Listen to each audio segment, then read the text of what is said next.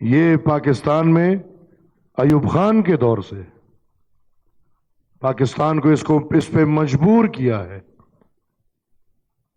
ہمارے ساتھ الحمدللہ بڑے ایکسپرٹس بیٹھے ہیں، میاں نواز شریف صاحب کی شکل میں، جناب آصف علی زرداری صاحب کی شکل میں، جو پاکستان کے پچھلے 30 سال کی تاریخ کے ایک ایک دن سے واقف ہے.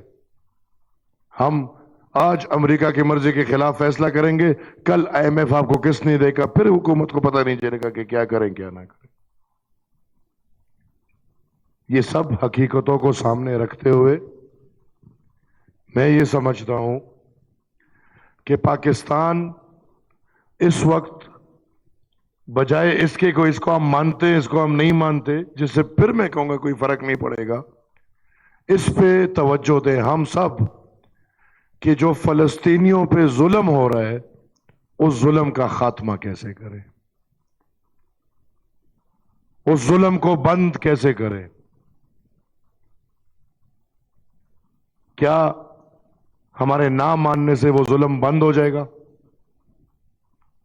اور اگر ہمیں یہ کوئی گارنٹی دیتا ہے کہ اسرائیل کو مان لے فلسطین پہ ظلم بند ہو جائے گا اور وہ فلسطین کو بھی مان لیں گے، تو میرے خیال میں دیکھیں، میں یہ سمجھتا ہوں کہ پاکستان ایک آزاد خود مختار وطن، دوسروں کے دکھ اور درد میں شریک بالکل ہم ہو جائیں،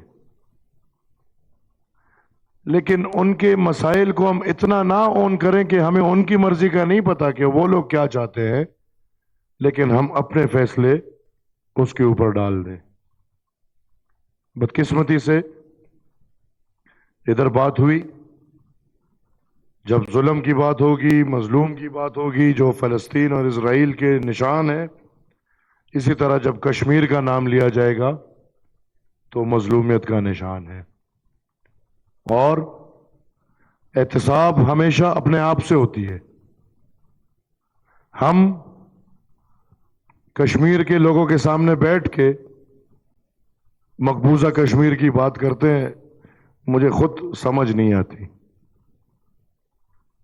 ہماری شہ رگ جو پاکستان کے نظریے سے ہمیں دکھایا گیا ہے، وہ شہ رگ تو ہم میرے خیال میں کھو چکے ہیں، لیکن اس شہ رگ کو کھونے کے ساتھ اگر ہم فلسطین کی آزادی کی بات کرتے ہیں تو میرے خیال میں ادھر بیٹھے ہوئے ہم کشمیر کی آزادی کی بات ضرور کریں گے، اور وہ صرف وہ کشمیر نہیں جس پہ انڈیا نے قبضہ کیا ہے. کشمیر کے 3 حصے بنا کے 3 لوگ قبضہ دار ہیں، وہ تینوں اپنا قبضہ چھوڑ کے کشمیر کی مرضی سے کشمیر کو اپنا فیصلہ کرنے دیں. اور اسی کے ساتھ ساتھ ایک اور ملک بھی ہے جو کہ مظلوم ہے، اور وہ ملک افغانستان ہے. اگر ادھر میں نے باتیں سنی، ہم اگر عرب ممالک میں ایک عام ملیشیا کو کہتے ہیں کہ مانے، تو کیا آپ افغانستان میں آرمڈ ملیشیا کو ماننے کو تیار ہیں؟ اور پھر وزیر اعظم صاحب، کیا آپ پاکستان میں آرمڈ ملیشیا ماننے کو تیار ہیں؟ کیونکہ نظریاتی طور پہ تمام آرمڈ ملیشیا ایک ہی بات کر رہی ہے کہ وہ جہاد کر رہے ہیں، وہ خدا اور رسول کے نظام کو لا رہے ہیں.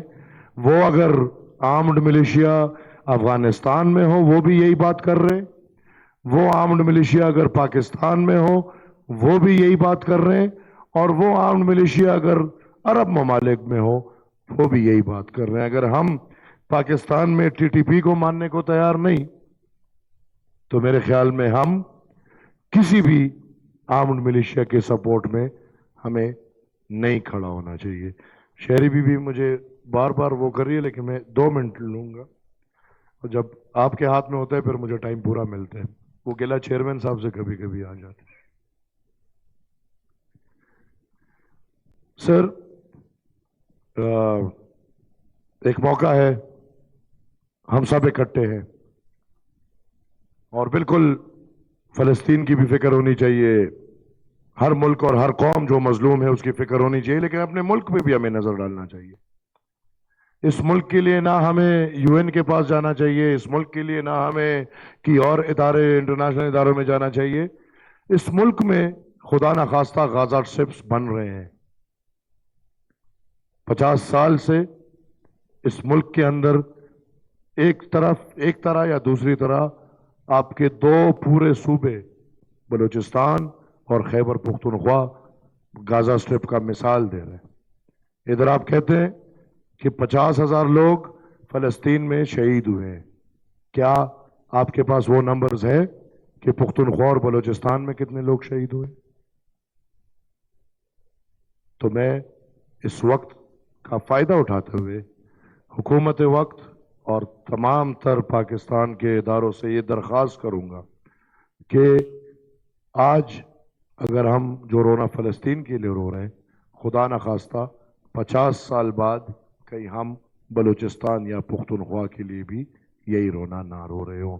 ایک میری گزارش یا رائے میں کہوں گا کہ ہم کیا کر سکتے ہیں. ہم تو ایسے ملک ہیں کہ قرض دار بھی ہیں اور سب کچھ, لیکن اس ملک نے ایک کام جو بڑا بہترین کیا ہے اس کو جہاد بولتے ہیں. اور 50 سال سے اس ملک نے جہاد کو پروموٹ بھی کیا ہے. 50 سال سے اس ملک نے جہادی ایلیمنٹ کو پروموٹ کیا ہے. 50 سال سے اس ملک نے پاکستان بالخصوص خیبر پختونخوا, بلوچستان اور افغانستان میں جہاد, مسلمان زمینوں پہ جہاد کیا ہے. لہٰذا میری رائے یہ ہے کہ ہم وہ کر سکتے ہیں. صدر صاحب اور وزیر اعظم صاحب کچھ ٹکٹے مکٹے آپ مان لیں, کچھ ہم مان لیں گے, اور جو 50 سال سے مسلمانوں پہ جہاد کر رہے ان سے ہماری گزارش ہے کہ یہ جہاد اب اسرائیل میں جا کے لازمی کریں. یہ راستہ ہمارے پاس ہے اور ان سب کو اسرائیل بھیجیں تاکہ یہ اسرائیل میں جہاد کرے. تھینک یو جی. بہت بہت شکریہ. ظلم کے خلاف آواز اٹھانا بلیدی صاحب آپ کی پارٹی کا بھی وتیرہ, آپ سے گزارش کروں گی کہ مختصر اپنے خیالات کا اظہار کریں. سینیٹر صاحب آپ اپنی پارٹی کی نمائندگی کر رہے ہیں, پلیز. آپ سب کا شکریہ.